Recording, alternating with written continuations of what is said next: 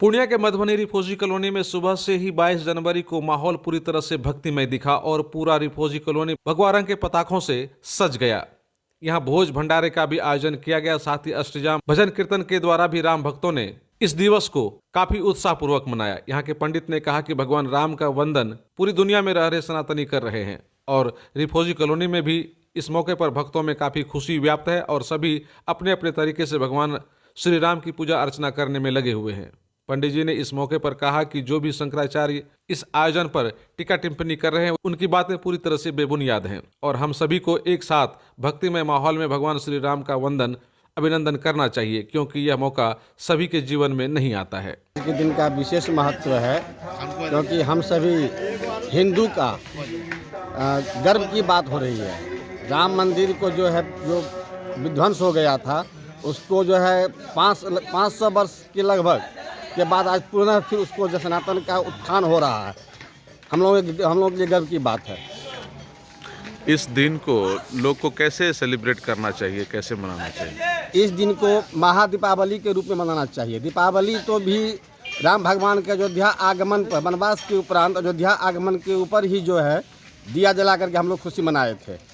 उस दिन से दीपावली हो रही थी और वह 14 वर्ष का वनवास था। अभी 500 वर्ष का वनवास काट करके हमारे राम प्रभु आ रहे हैं, इसलिए उसको बहुत हर्षोल्लास के साथ महादीपावली के रूप में मनाना चाहिए।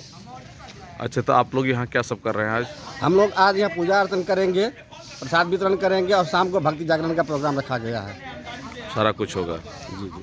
अच्छा, ये बात बताइए, आप चूँकि जानकार हैं, धर्मशास्त्र के पंडित हैं आप, जिस तरह से अभी कई लोग कह रहे हैं जो कि शंकराचार्य लोग हैं, वो लोग कह रहे हैं कि जो मंदिर में मूर्ति होती है वो भगवान की आत्मा होती है और पूरा मंदिर उनका शरीर होता है, और जब तक पूरा शरीर बन नहीं जाए तो आत्मा को हम स्थापित नहीं कर सकते हैं।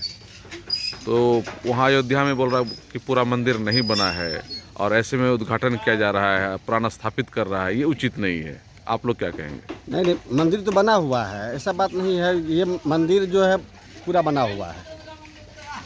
मंदिर बनने के उपरांत ही स्थापना हो रही है। मूर्ति भी कंप्लीट है। तो शंकराचार्य चारों झूठ बोल रहे हैं लोग? नहीं, वो तो देखिए अब कैसे बोल रहे हैं, ये तो अब उन लोग के ऊपर डिपेंड करता है कैसे बोल रहे हैं।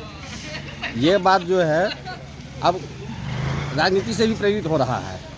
हम लोग बस इतना जानते हैं कि हिंदू धर्म का उत्थान बहुत दिनों के बाद हो रहा है, जो कि इसका अस्मिता खत्म हो रही थी वह पुनः जीवित हो रही है। इसलिए हम लोगों को बस इतना खुशी है कि हमारे राम प्रभु आ रहे हैं, फिर से 5 वर्ष वनवास काट करके आ रहे हैं, इसलिए उसकी स्थापना हम लोग कुछ धूमधाम से। आपका कहना है कि जब 500 वर्ष तक भगवान राम तंबू में रह सकते हैं तो इतना मंदिर में अब क्यों नहीं रहेंगे आप? नहीं, इसलिए हमको नहीं कह वनवास था 14 वर्ष का वनवास काट करके आए थे, तो हम लोग दीपावली मना रहे हैं और ये 500 वर्ष का वनवास काट करके हमारे प्रभु आ रहे हैं, इसलिए हम लोगों को जोर शोर से इसको मनाना चाहिए। अब आपको पटना, सिलीगुड़ी या बाहर इलाज के लिए जाने की कोई आवश्यकता नहीं, क्योंकि अब सीमांचल और कोसी जोन के मरीजों के लिए खुल गया एक सुपर स्पेशलिटी हॉस्पिटल। आपके शहर पूर्णिया के NH31 लाइन बाजार कप्तान पुल के पश्चिम में Galaxy hospital and heart care centre. Service to all from top to bottom. Doctor BN Kumar द्वारा संचालित Galaxy hospital and heart care centre 24 घंटे इमरजेंसी विशेषज्ञ डॉक्टरों द्वारा। इसके अलावा पूरे देश के प्रशिक्षित टेक्नीशियन, पैरा मेडिकल स्टाफ और डॉक्टर अस्पताल में मौजूद है।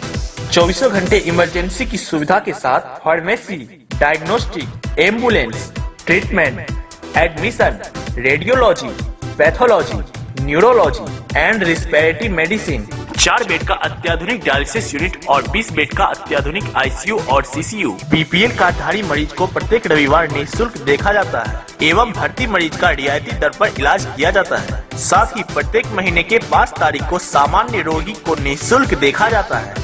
Galaxy hospital and heart care centre, address NH31 line बाजार वेस्ट ऑफ कप्तान पुल, पूर्णिया।